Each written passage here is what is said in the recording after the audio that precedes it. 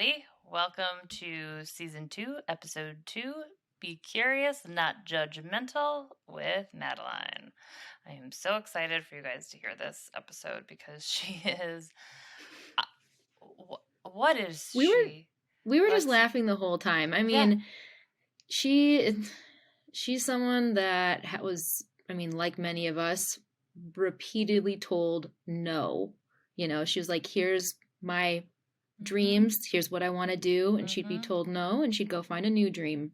She'd be told no again, and she'd go find a new dream. But not even just find one, like kick ass at one. Yes, exactly. Yeah. Kick ass. Just even after, and like she has some really traumatizing stories about seizures in public and other people's fucked up, terrible responses to them. And she just,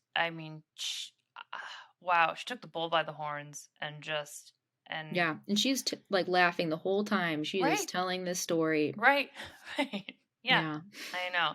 And that's why we felt that the Ted Lasso title for this week. Yes, this is my favorite. Yeah, I know. Lexi's so excited. This was the quote that inspired us to do all of these titles. It was one that stuck with Landis and I both, and especially applies to epilepsy.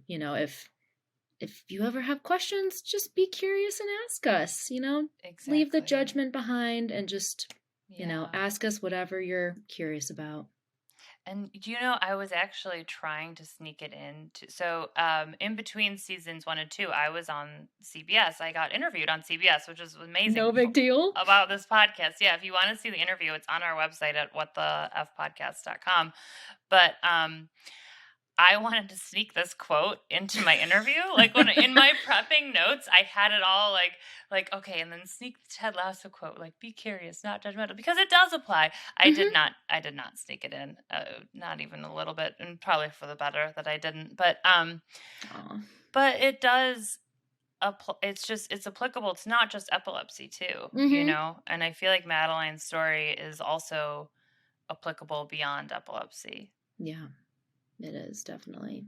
Yeah, so we are just, so excited, as always, for you guys to hear this conversation. Oh, and the other thing that we wanted to talk about, too, was... Oh, yes. We noticed when we were editing the episode that there was a lot of self-correction, and we've noticed this in past episodes, too. This isn't the only one that our guests have done or we have done, where we go from saying epileptic to person living with epilepsy, because and for me, I know I do this all the time because I'm so afraid I'm going to piss someone off by saying epileptic, and it's kind of like a hot button it's issue. A hot button, and especially for me, because especially, and I know at the beginning when I was diagnosed, saying that word is terrifying, and but at this point I'm just like, hi, I'm an epileptic. Doesn't bother me. It's just like how I identify with my diagnosis. Totally. It's different for everyone, and some people are in different phases with using that word or not. But it's something that a lot of us feel kind of self-conscious in saying in certain settings, and but we're noticing it pop up more and more in our recordings, and it's a controversial thing now. Some people, especially people, or a lot of times people living with epilepsy will say person living with epilepsy. And it definitely rubs me the wrong way. Landis knows this. I've seen it happen. Yep, she's seen it happen, and I turn to them and I go, nope, I identify as epileptic. But as Landis loves to point out, and she does it so beautifully, it's just one of the many, many things that I identify as, and she does it really cool. But I always say, like, I am brunette, I'm blue-eyed, I have the biggest feet of all time, and I am epileptic. It's just, for me, it just goes in that category. Yeah. And I understand some people are like, well, epilepsy doesn't define me, and I'm like, yeah, no shit, being brunette doesn't define me either. Exactly. And that's just, but again, that's how we feel. And so we just kind of want to put that out there, because if it has been offending anyone, we do apologize for that, but we also want you to know that we're not going to change our identification with epilepsy and our relationship with epilepsy because it might piss you off. So, but we respect you, and we respect your decision, whatever that may be. And it doesn't piss us off, whatever you say. Well, no, that's not true. I mean, but I was gonna say, just don't correct me. Don't correct Lexi. Do not fucking correct Lexi. And like, yeah, that's no. And also that's just another thing people like shouldn't do to people with chronic illness when they if I'm identifying a certain way with my chronic illness, don't correct me. Yeah. And it's happened so many times. And Landis has been witness to it, and she's like, oh, I see the rage in Lexi's eyes. Yeah. Like, we need to end the Zoom. Bye. Yeah. Exactly.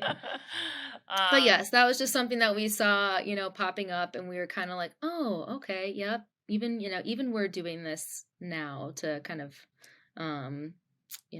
cushion it for other people. But and going forward, we might not always do it. Right. And it goes along with the whole be curious, not judgmental. Exactly. Yeah. We really want to thank our sponsors for staying with us, for being with us, for believing in us, for... Thank you. Yes. And thank you for all of the people who work at Neurelis. You guys are a joy to work with. Thank you for all the people who work at SK Life Science. You guys are also so much fun to just be a part of, and we appreciate you a lot. And you guys are making these conversations possible for everyone to hear. And we keep getting this awesome feedback from people about how much this podcast means to them. And that's in large part thanks to you believing in us. So you guys enjoy this conversation with Madeleine. She is dope. Hey guys, welcome to What the F. We are so stoked to have our guest today. We have Madeleine Khamnei, who is a marketing professional, an epilepsy advocate, and also just kind of overall badass in a lot of different aspects that we can't wait to share with you guys. We've been lucky enough to have some conversations with Madeleine, but we want to dive in today and kind of just start with, your epilepsy journey, Madeleine, and then talking about, athletics, and also get into dating, because that is something that I feel like as a whole, I get questions all the time from people about dating, and I'm sure you guys do too. And yeah. So, hi. Well, it's nice to see y'all, and thank you so much for having me on the podcast. I'm super hyped to be here. If you wouldn't mind just starting off telling how epilepsy entered your life. So I like to always say that epilepsy has kind of always been part of my life, but I just didn't really know that it was part of my life until I got a label slapped on it. When you're a child and you are growing and developing, and you're having strange sensations, or you're having things that are seizures, you don't know it's a seizure until someone tells you it is. I probably have had epilepsy since I was 5 or 6, but was diagnosed when I was 8 years old. I started noticing these things that I would describe as dream flashbacks, where, I'd be walking and I would just feel really intense sensations, deja vu feelings that I'd been places before. And, I was a creative kid, so I'd say, oh, I'm having dream flashbacks. And people were like, isn't she an artistic little one? Isn't she creative? I like that description though, because I have the deja vu as well, and the dream flashback. That's such a beautiful way certified to like it. Intellect as a child. I'm stealing it. Like, I'm having a dream flashback. Yeah, so I'd have dream flashbacks, or what I now know to be partial seizures and auras. And then I started having full tonic-clonic seizures witnessed at 8. I do think that I was probably having them before, but my first seizures that were witnessed was when I was 8 years old.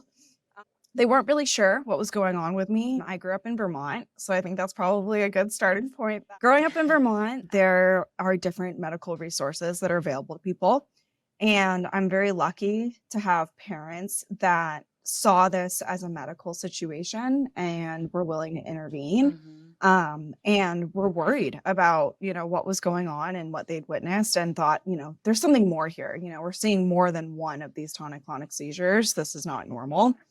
What was the treatment you were receiving? So at first they did an actual epilepsy workup, which was amazing because I was near a level 4 trauma center at the University of Vermont. One of the things that was different though about the University of Vermont and Vermont in general were the laws and policies surrounding medical devices and pharmaceutical. So the interactions that providers could have with pharma was different. So they were limited to what they'd already been exposed to in their medical training, rather than had that, classic sales pitch of someone coming in. And, we all hate that, but at the same time, that can be really helpful for introducing new innovations in a field. So yeah, I got put on medication. They determined that I had epilepsy, but they didn't really know where it was coming from, and they couldn't detect it on, just like all of us, unless you're a lucky one, Right. a lucky amongst All those a lucky EEGs amongst the seriously unlucky. But you got the EEG thing, you run out and you're like, I'm positive, which none of us, a lot of us don't get, right? So I didn't know where it was coming from. And then I kind of just went about life the way that I think most people with epilepsy do. They get a medication, they continue forward. Continuing forward on medication is very difficult. And so I started taking meds, had medications stacked on because I kept failing. And when I say failing, I mean I was still having seizures on medication and didn't even truly realize that meant that the medication wasn't working. I was switched from med to med, back on old meds, started stacking medication. And unfortunately, that does seem to be the protocol that, when people are failing medication, it's not ever seen as we need to try something different. And I know that there are providers that are really stepping up in their field and doing that, but that wasn't offered to me. So as a kid, I felt this deep sense of failure. Like, why am I not recovering from what's supposed to be treating me? Why is this not treating me? It's because I missed that one dose like 3 weeks ago. Yep. No, Well, it's often put back on us, not by us necessarily, but I mean, just in the medical community, it's like, I mean, even like you're saying, we failed meds. Like, that's kind of implied, like you failed something, and it's like, no, actually the med just didn't work. But that's the terminology we use. I mean, it's just that's a really, really good point. Yeah, I think just Mm-hmm. the general verbiage surrounding treatment is so impactful, because as a kid, I was like, I'm failing the meds. I'm the one doing the problem, with the problem. Yes. And my providers never seemed to bring up the point that still having tonic-clonic seizures. I mean, I had 13 tonic-clonic seizures in a day one time. And it was still not seen as this is abnormal. Like, it was, this is just what you have. And so by the time I reached 14, 15 years old, I was a rebellious teen, and I said, for lack of better words, screw this. Like, this doesn't work for me. I don't think I'm an epileptic, because they didn't tell me that there was any, I was still having seizures, but for me, I thought if you were an epileptic and you're having seizures, medication will treat your seizures. So I thought there was something else going on. And my auras and the way that I felt before seizures, like the deja vu, things like that, the impact of stress and hormones and things like that on my seizures, I figured if I could control those external factors, I could control my epilepsy. So if I can control the hormones, if I can control my emotions, if I control these things, I can control my epilepsy. And it kind of worked. And that's what's not good. I'm not going to give this advice to anyone.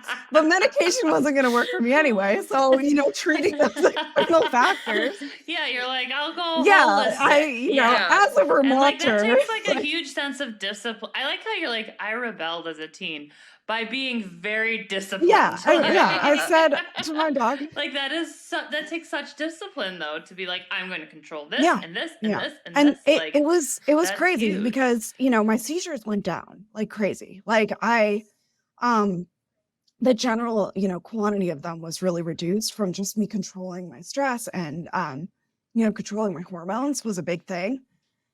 And at that point, we can talk a little bit more specific in athletics, I think, later in the conversation, but I was training pretty intensely athletically. And I think that was keeping me in almost like a mimicking keto kind of situation, because I was inadvertently doing like low carb, inadvertently burning like 2,000 calories a day. And so it really helped. And I felt like, yeah, I got this under control. Like, no one needs to know about this. And then, of course, you know, as time went on, as epilepsy does, she caught up with me and she told me, no, I'm the one in control. Yeah. I love that. The way you say that. Oh, yeah. She was in control. And eventually, you know, I ended up going to college. It took over my life, my epilepsy. It took pretty much everything that I'd worked really hard from me, and diminished me. You know, a lot of people describe me as like a really disciplined person or a really successful person or some, you know, words like that. Epilepsy made me not be able to show any of that. It made me a very, you know, shell of a human at the end of the day that was just very, very disabled. Yeah. And I eventually decided to get a proper treatment for it. And that's what, you know, leads me to be able to be here now.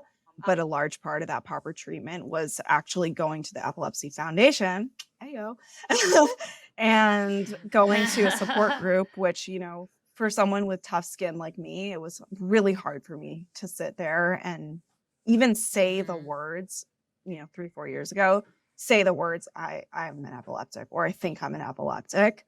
That was near impossible for me. So that was the first step. And just having other people be like, oh yeah, I have experienced that too, was enough for me to be able to start to stand up again and get a proper treatment and treatment on my terms, which is another big thing. And where were you at this point? Because you went to I did, Berkeley, yeah. right? So I've always been a really competitive athlete. And that was something that really gave me a lot of control as a kid. And I think a lot of people with epilepsy can actually relate to this. Sure. And this is why I push so hard for athletic inclusion in epilepsy. Is athletics is a space where your disability, whatever it is slapped on paper, does not define you. Your diligence, your motivation, your willingness to show up, your willingness to keep going, that is what defines you in athletics. And so it's not a growth against others, it's a growth amongst yourself. So if it's getting out of bed and walking 2 feet and that's defined as athletics for you, that's, you know, that's incredible. If it's 2 feet, 3 feet, 4 feet, you know, the difference is really why I'm attracted to athletics. And I think in my background, that's what really created this level playing field for me. So it started when I was a little kid growing up in Vermont. You know, there was snow and skiing. And when I was diagnosed with epilepsy, I was a really big skier. That was like, you know, every weekend my family was there on the mountain. I actually ended up competing as a freestyle skier. But when I was diagnosed with epilepsy, this moment always sticks so clearly in my mind that my dad, instead of being like, we're not going to the mountain anymore, you can't ski anymore, which I think a lot of parents would do, to be honest, especially with epilepsy. Yeah. He got a carabiner for me to hook to the chairlift so that if I had a seizure, I wouldn't fall off. Like he built me like a bell. That's adorable. Yeah. And then I had like my clip, you know, and I would clip it to the chairlift. Yeah. And I never thought twice about it. It was just like, oh, I'm a little different, but I can still show up and continue to be the best that I can. So that was, you know, I think the really big starting point for me when it came to athletics. And then, you know, as things grew on and stuff, I got really into track and field. And that's when I ended up actually getting recruited for West Point, the military academy. And when I was recruited, I didn't really think too much about, you know, the idea of having a disability on paper because I was clearly very physically abled, you know, being recruited in athletics. Like it's not an easy task to be recruited in track and field. And then also like by a military academy, West Point is right. That means you're really fucking is what that means. Like you don't, I'll say it for you. Like that just means you're fucking amazing. Like at this. What were your so I did sprints. So the main thing that I was recruited for in New England, there's indoor track and field as well. And so the main thing that I was recruited for was the 300 meter dash, which is an event that's not as known because 300.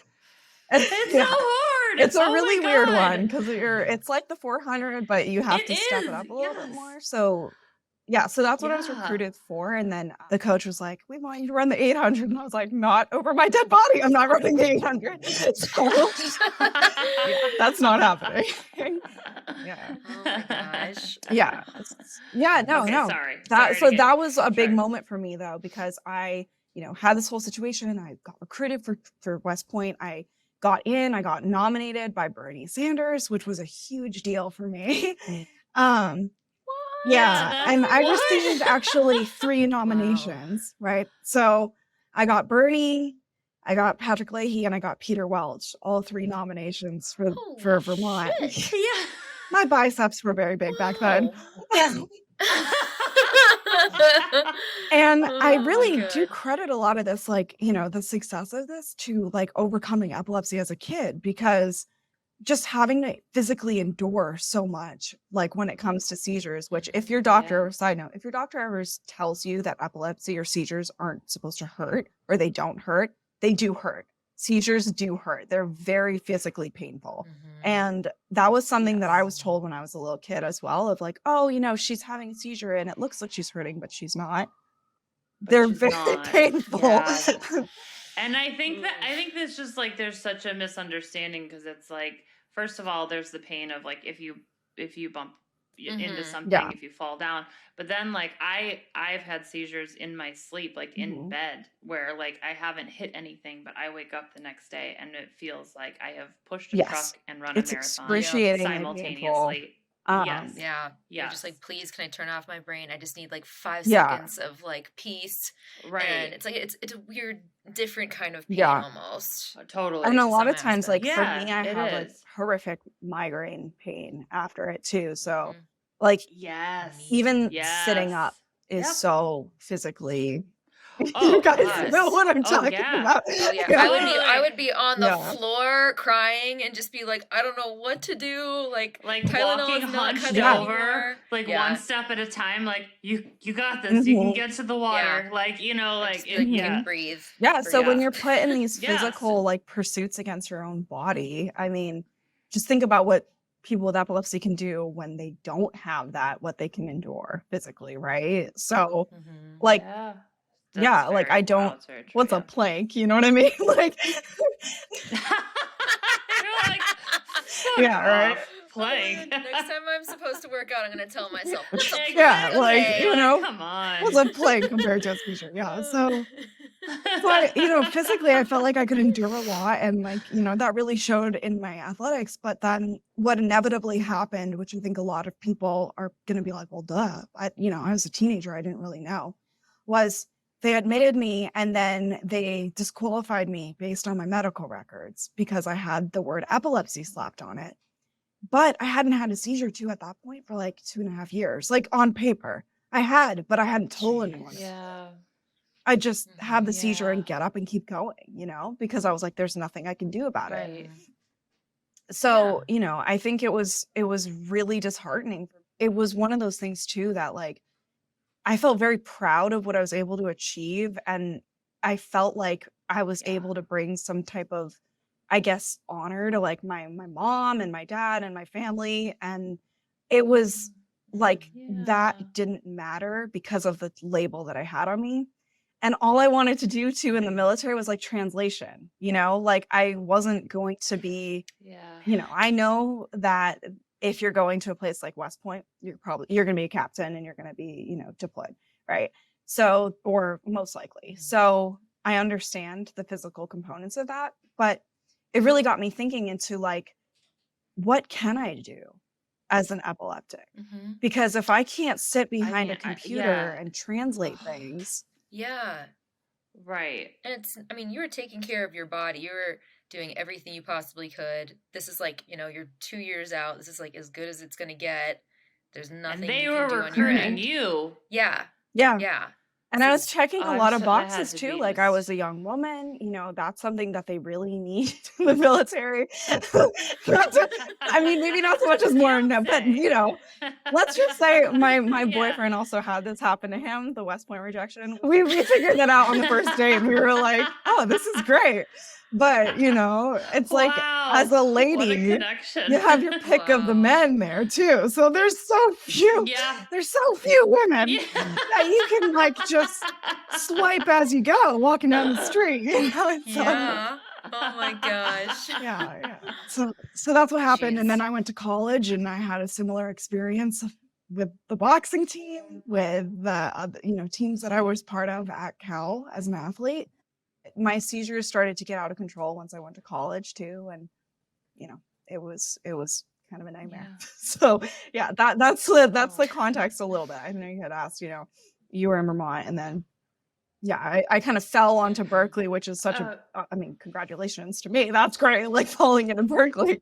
But, you know, at that point, I felt like I don't even know what to do about this anymore because I know that this is a thing and I know that it's going to limit me no matter where I go. And I'm caught between a rock and a hard place of like, I don't have any treatment options for this because the medication didn't work for me. And so do I just keep it a secret? Like, I was like, I think I just need to basically keep it a secret so that I can at least have a normal life, because I knew that if I told people that I was an epileptic or they found out, my opportunities were going to get smaller and smaller and smaller. And I needed those opportunities to live with my epilepsy, unfortunately. Right. And that, like, God, you put it so beautifully, just saying that, like, cause that's the absolute truth. It's like the thing that like limits us, but we need these things. So like, if you need to work to treat your epilepsy and you can't hold a job because you have epilepsy, I mean, what are you gonna do? Which is not uncommon, right? Right, which is like that is a very not uncommon thing that people with epilepsy face, like all the time. You are now a, you know, very qualified, very awesome marketing professional. So how did we get to there? Yeah, absolutely. So, I mean, I think the big part of it, and I know this is unfortunate to say, but I think a lot of my success has to do with the fact that I hid my epilepsy. And that's devastating to me. That's why I'm working in this field now to support people with epilepsy, because I know statistically speaking, the odds were not in my favor to graduate high school, to graduate college, to get into college, to attend classes in college, to, you know, be able to move up and have one job that leads to another job that leads to another job. Having epilepsy on paper was very disqualifying for that. And what I found in my experience at Berkeley was that I was disabled, but not disabled enough. And it's devastating to say that. And that's when I realized, like, I need to hide this so that I can just make it through college, because college was not prepared for someone like me. It was not built for someone like me who needs to miss class and who doesn't get a chance. You know, I was just talking to my mom this morning, and because I've been, you know, having some auras the past week, which is kind of glad to say, but it's rare for me now, which we'll get into that, you know, a little later in the conversation. But I was like, man, I don't want to take time off from work. And she was like, well, you know, this is what it's here for. And I was like, yeah, but you get 5 days, just like the person next to you, to take time off from work.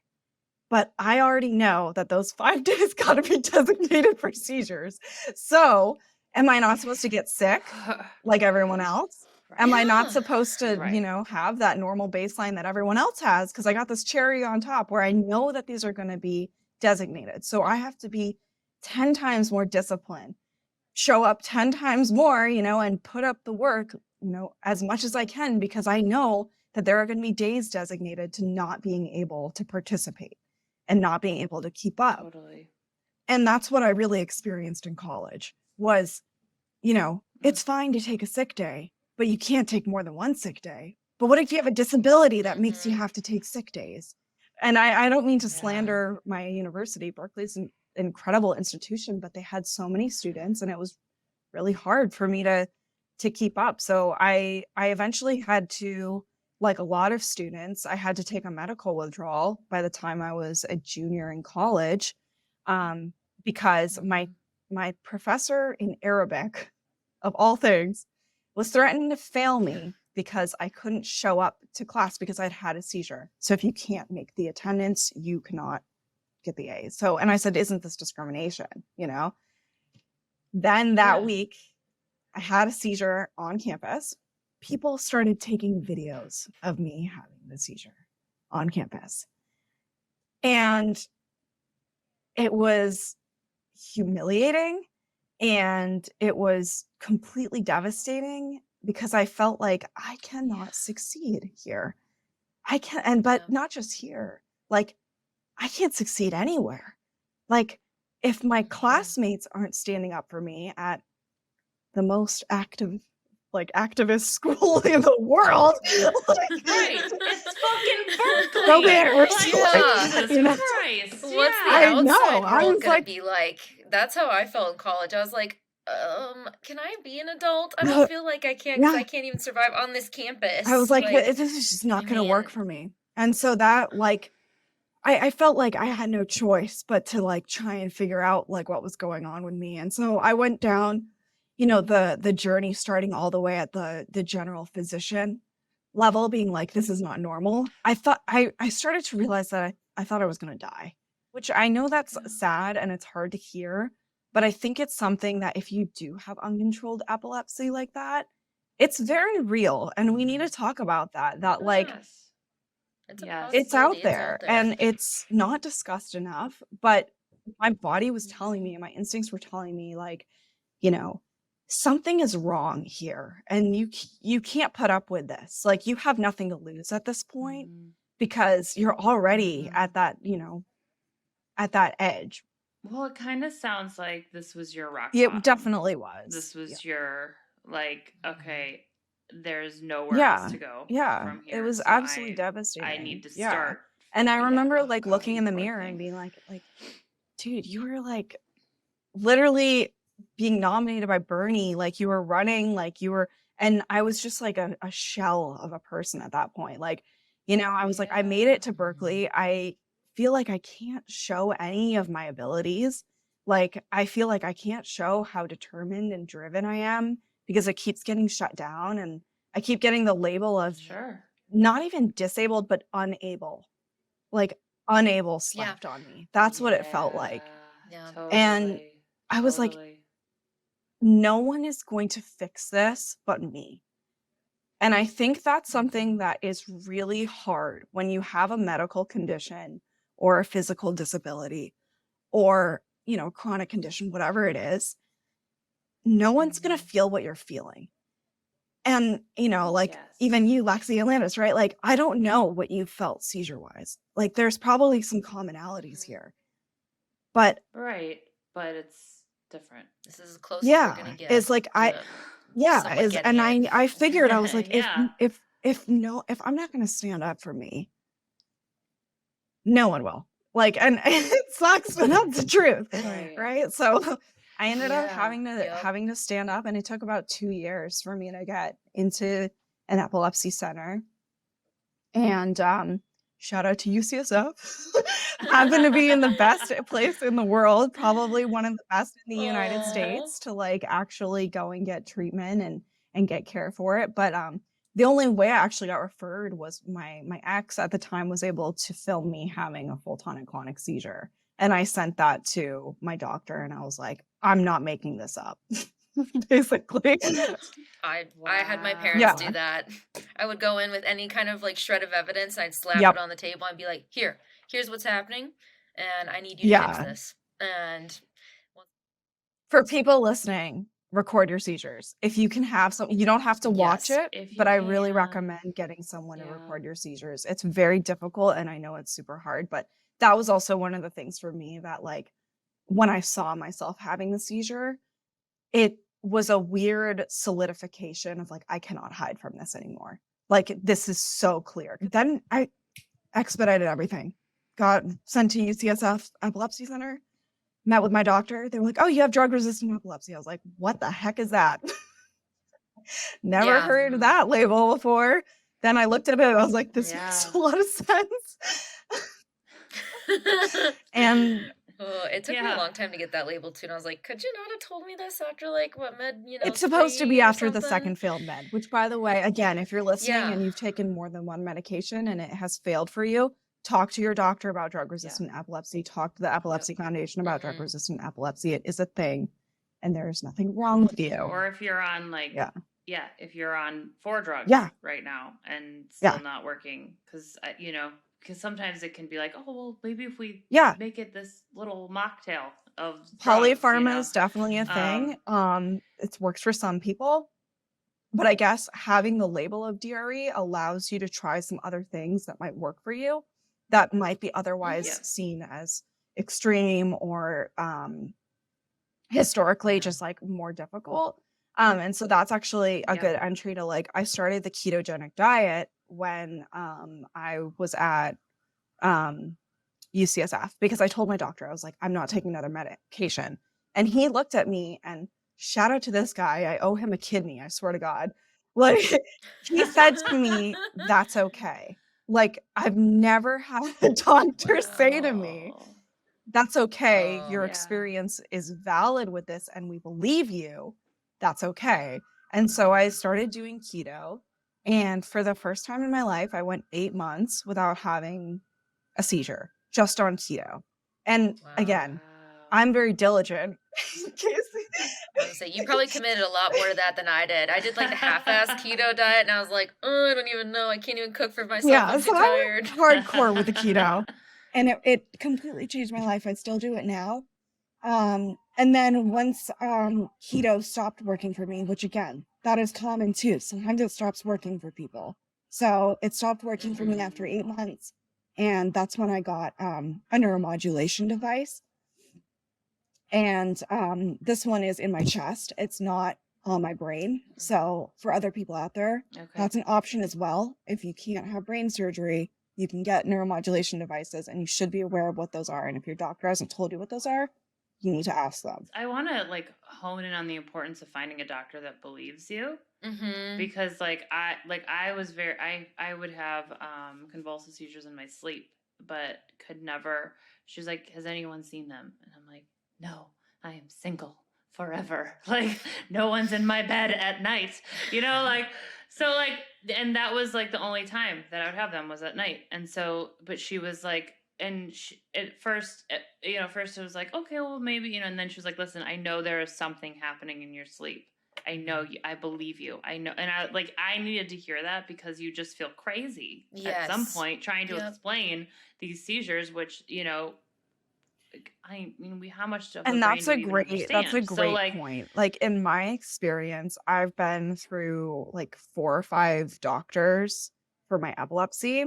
I've had doctors be extremely disrespectful to me. I've cried after doctors' appointments, feeling like what's wrong with me and why don't they believe me? And if your doctors make you feel like that, they're a butt face, and you need to. Neuro is cutthroat, man. It's not like other departments where they hold your hand. It's like love my doctors now, I'll put that out there. But at some places you're just like thrown to the wolves and you're just kind of like, there's a lot of bad habits. And as someone who doctors are people who went to medical school, who went to undergraduate and went to high school. Like they're your peers. If a doctor is treating you poorly, they have poor bedside manner and you should not be one of their patients. If you can't find a different doctor, stand up for yourself while you can with them and do your best to transition to a doctor who does listen to you. Because especially if a doctor is dismissing your child or you, what you're saying as a parent or as a patient, you should not tolerate that. And I think that's a big thing. Is like a lot of times people with epilepsy, we feel so, like I said, unable. We feel so not listened to, not heard, disrespected, that it becomes like a norm. So it's our job to, step up and get involved. And that's what happened to me, right? Like I got this treatment. I was so pissed that it took me until I was 22 years old or 21 years old to get a proper diagnosis. That's wrong. I'm a physically able, verbally competent, smart young woman. And I had things, Fuck yeah, but you I are. had to have all of those qualities, and I still was dismissed. So if you don't have those abilities, you're going to be dismissed, and that's wrong, you know? And I think that that's what drove me to be like, you know, I have a degree from a big school and I have the ability to participate, so I want to be involved.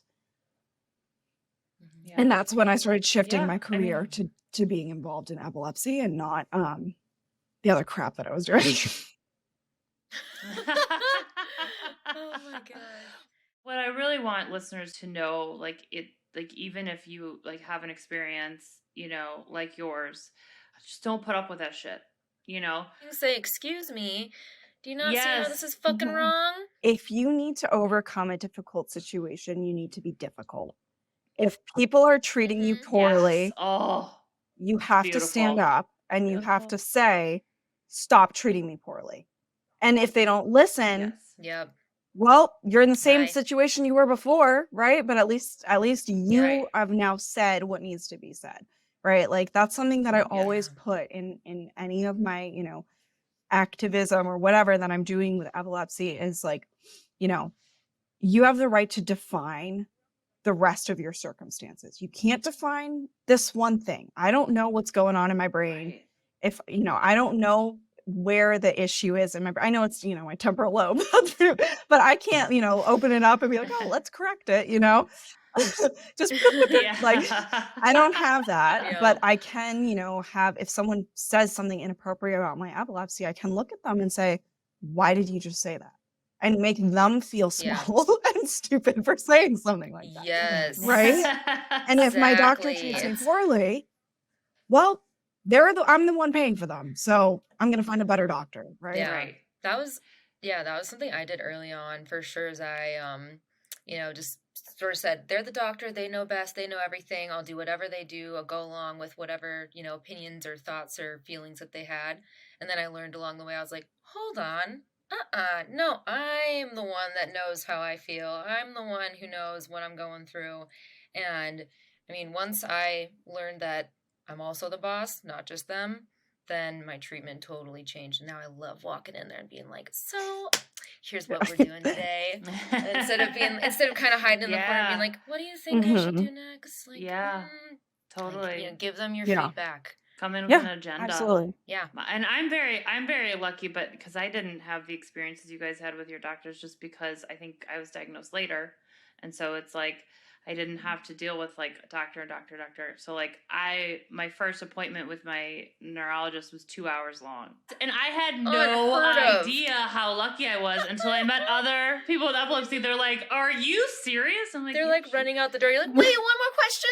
Let me yell it down the hall. Can you answer quick? She's the fucking best. And so like now, like at the end of the appointment, I have like the questions I have, and it's like, she's like, okay, what are your questions? This is my favorite part. I'm like, are you? Yeah, I know. So I just like, I have been very lucky in that I just want other people to pursue that same type of doctor who it gets excited by your questions, who's like, what's, you know, because that is someone that is on your team and that believes you, and you need that knows you are unique in every sense. In your epilepsy experience, you're not just another, you know, person to slap meds on. Absolutely. Yeah, absolutely.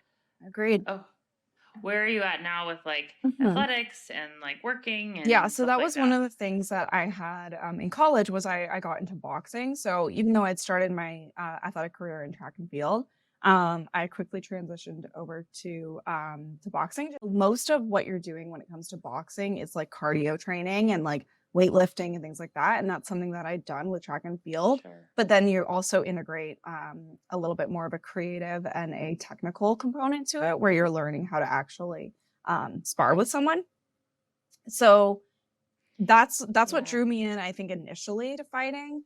And I unfortunately had a difficult experience with that because of my epilepsy, having that label.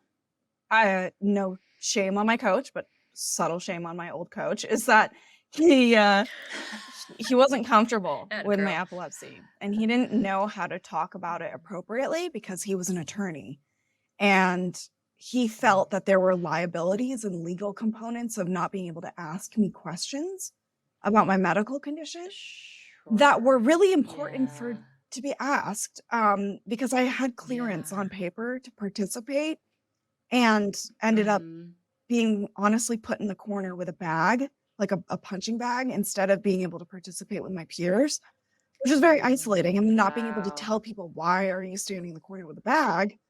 It just was really uncomfortable and shaming for me. And that was one of the things that, like, one of the cherries on top on why I needed to step away from university for a brief period of time. But what I will say is, when I did go back to university, I took 36 credits in a semester so I could graduate early because I was so done with the school. So yeah, so that was insane. Yeah. Well, at least you went back. I left halfway through and never went back. You need a fucking cape, okay? Yeah, wow. It was crazy. But I just wanted to get it over with because I was like, the workforce is more accepting than university for epilepsy, in my experience. Just for everyone listening, under the ADA, which is the American Disabilities Act, which is written by Tony Coelho, who has epilepsy, your workplace is required to give you the accommodations that you request because you have epilepsy. So just so you know that, they are legally bound. Mm-hmm. So I know sometimes that doesn't make a difference for some places. Well, and I think we need to talk about that. That's a really good point, because the key word there is reasonable accommodations. Mm-hmm. And with the word reasonable, institutions can circumnavigate that. Because when we think about disability, we don't want to admit that there's inequality in it, but there is. And if we and if we can admit that there's inequalities and there's legal inequalities, and that legal inequalities is legal for these institutions, then we can set realistic expectations for people with epilepsy and disabilities for what they're allowed to do. I think that's a big thing. We need to protect ourselves legally as epileptics. So for me, I this is a good transition, but I was saying that I was doing the sports, and technically what my coach was doing was legal. And it just felt wrong. So that's one of my goals is I really think that, there's some rules and policies in epilepsy that need to change. After college, I've moved into doing jiu-jitsu and combat MMA. And that's really something I'm super passionate about. And this is how I knew my life had totally changed, because ordinarily I would have never said anything about my epilepsy. Completely hid it. Now I go into training. The first thing I said to my coach was I'm an epileptic. I have a medical device. Are you okay with that? And he said, that's cool. My cousin has epilepsy. We'll be good to go. I can get you cleared. Right. Okay, and I was like, high five, you're awesome. Yeah. It's always when someone I felt such it's always when someone knows someone. Exactly. I felt such relief for the but it was that adrenaline, that fear when you go up and you're like, I'm going to tell this person, and this thing that I want might get taken away from me again. Yeah. Half the scary part is just other people's reactions. Yeah. I mean, it's not always pretty. No, most of the time it's not, which kind of segues into what, the other thing we wanted to talk about. The questions that, that I feel like it's just when do you tell someone? What should you expect from a reaction? What is okay? All of those things, when you are dating is just the pressure, like Lexi, you're referring to. You're just whether it's a coach or a potential partner, you're just it's always there. Yeah, you're please respond good, please respond good. Yeah. Half the time they don't, and you're fuck.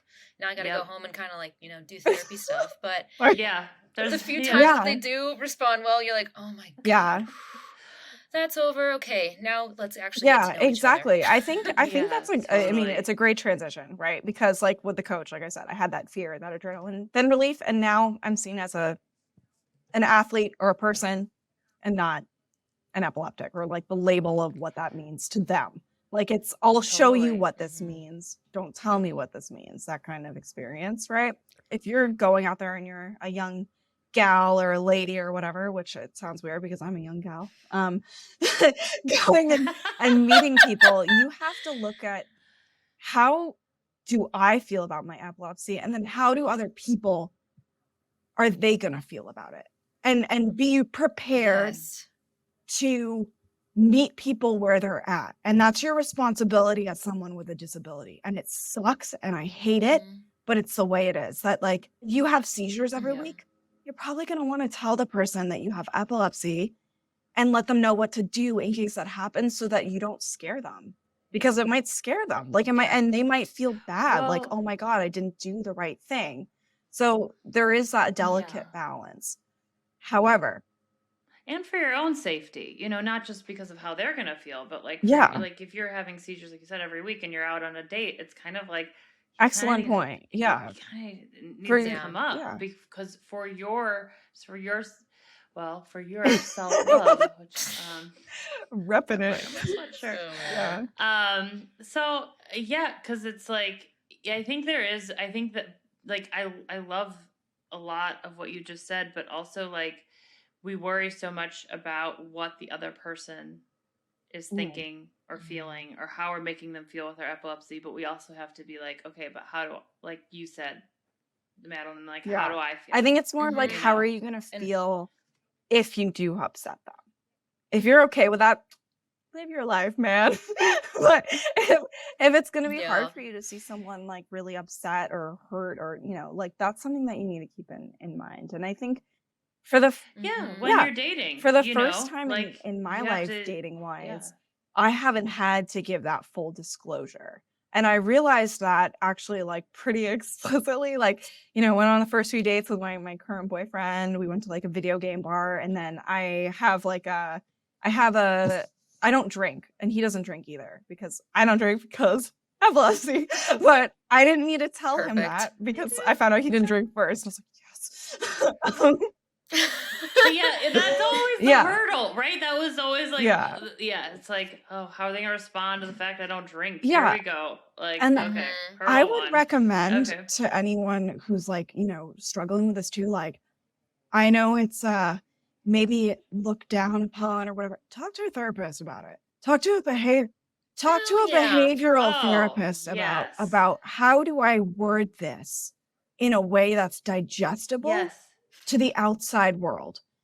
Because there are situations where, unfortunately, people are not mature enough, ready. They don't know how to respond. And they might be great people. And you don't want to get further isolated from the world because they don't know how to respond to things. And there's some key differences. You know what I mean? Like, one time with my ex, I was meeting his uncle. And shout out to you, buddy, if you're out there. But he asked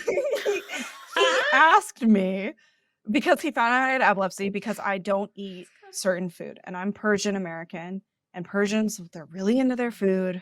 Love y'all, but come on, guys. Like, you know, like if I can't eat the rice, stop pushing the rice at me.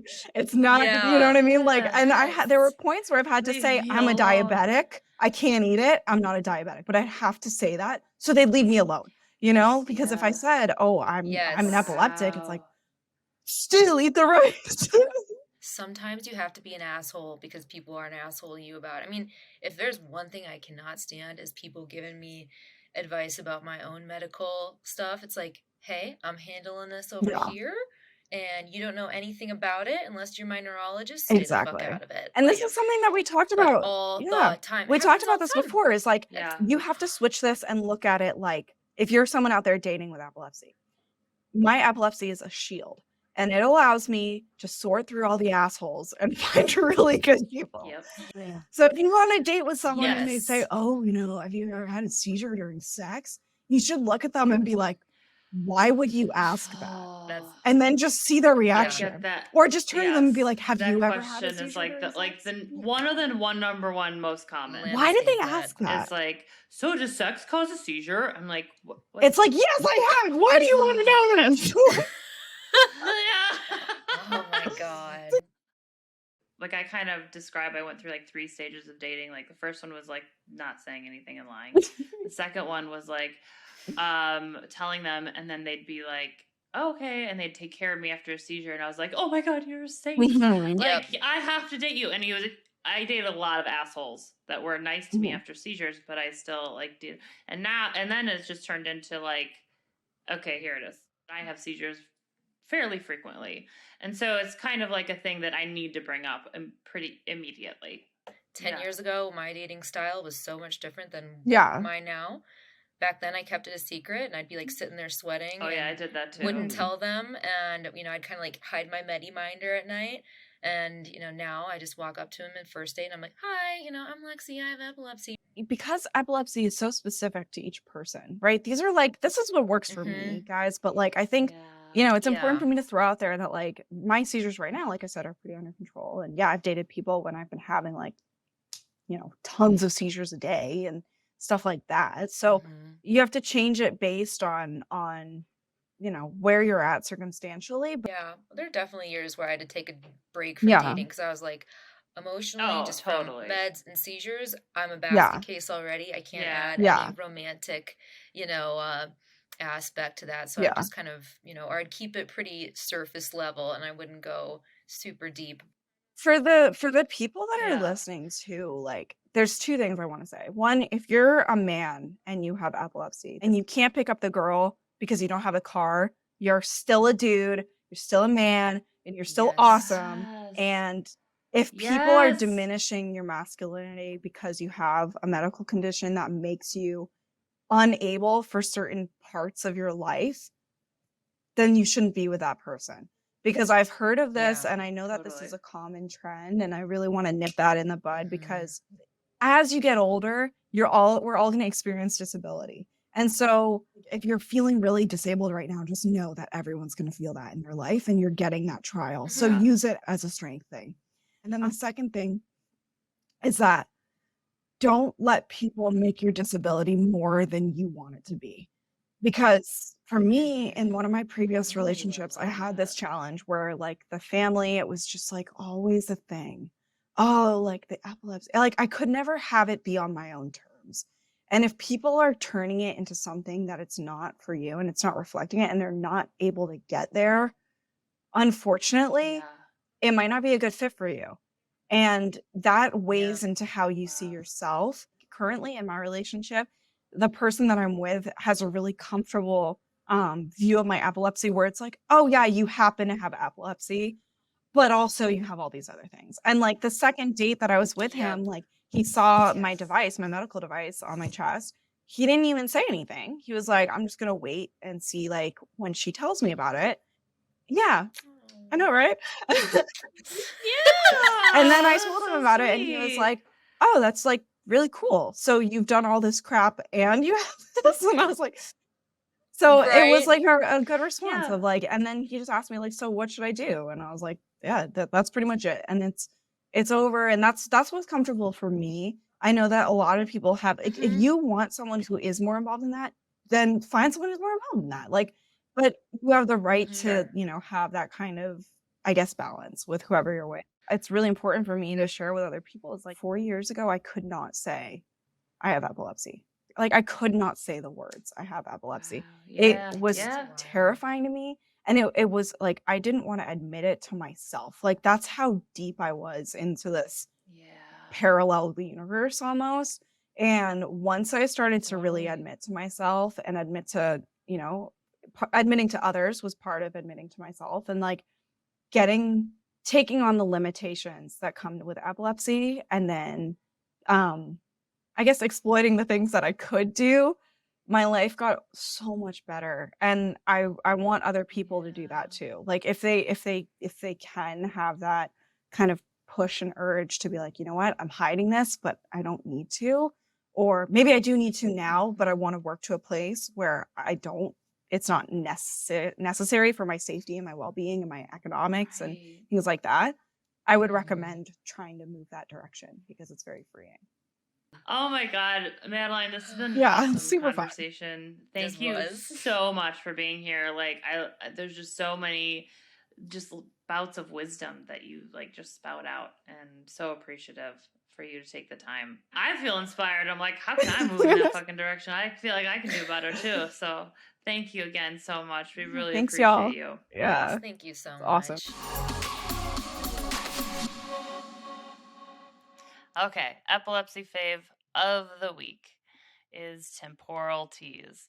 You guys, their stuff is so funny and honestly like a little weird, but like weird funny. It's good. I love their stuff. And it's all about epilepsy, obviously. Otherwise, we wouldn't be talking about them or promoting them.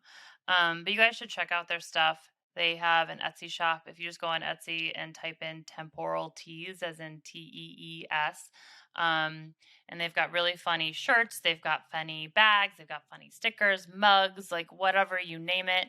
And if you're a subscriber to our newsletter, you get 7% off. I would definitely check them out. It's another person living with epilepsy doing awesome shit, and just, like, why not make light of a serious situation and join together, like, in a little bit of laughter. So, and then we're also doing an epilepsy follower of the week. Lexi, who do we have this week? Is Epilepsy Mama. Oh, yeah. Yes. Oh, okay. She sent us the nicest note. She said, "Hey, gals, just want to drop a big thank you for your podcast. As a mother and primary caregiver to a teen with epilepsy, I'm definitely learning about what her life can look like going forward and things to be aware of. I also feel like our community is growing and benefiting tremendously from more people speaking up and more people sharing their stories." Oh, thank you so much for writing in. We really appreciate that. And we're really happy feedback. to hear you. Oh, yeah. And if you guys want to send something in, follow us on our Instagram at What the F Podcast, or subscribe to our newsletter at whatthefpodcast.com. So, hope you guys enjoyed today's episode. We will see you next week.